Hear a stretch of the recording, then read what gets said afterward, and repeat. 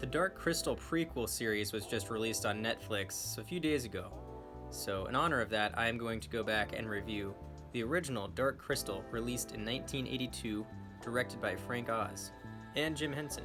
Throughout most of the movie, I just was reminded of Star Wars, not just because Frank Oz, who did a lot of the puppet work in the movie, also portrayed Yoda 2 years earlier in The Empire Strikes Back, but also just because it seemed like Star Wars just breathed life into this movie. This entire fantasy world they created would probably not have even come to the screen had it not been for what Star Wars did and paved the way for a few years earlier. It also shares some similarities to the prequel trilogy, in which the special effects are great, but the dialogue is absolutely horrible. The landscapes, the puppets, the puppet work, the imaginative world building and creatures were all stellar for their time. The Skeksis crab warriors especially stuck out to me. I have no doubt it was quite the feat to design those things and choreograph them all. The story sets up a nice simple premise. On an alien world, a young Gelfling boy named Jen seeks out to find a shard of the Dark Crystal, which will put order back into this chaotic world they live in. It's a simple kids movie plot, which is fine.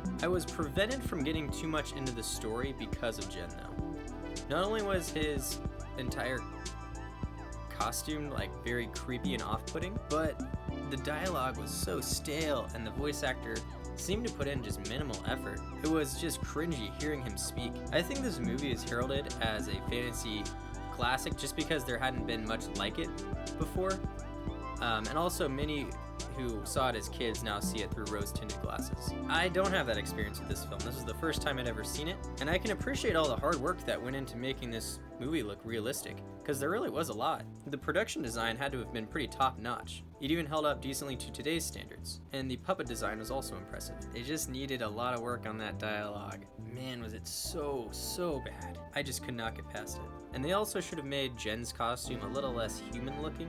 The other alien characters weren't so creepy looking, I think because they didn't really resemble humans all that much. But Jen's costume it was so freaking creepy. Jen just looked like a weird, fabric-y kid's toy that was talking. The dialogue and the characters and Jen just really brought down this movie to me, and it was sort of a run-by-the-numbers story, so I'm gonna give The Dark Crystal a 4 out of 10. Also, I should give a disclaimer that puppet movies are not my thing. I really don't like puppets. They are weird.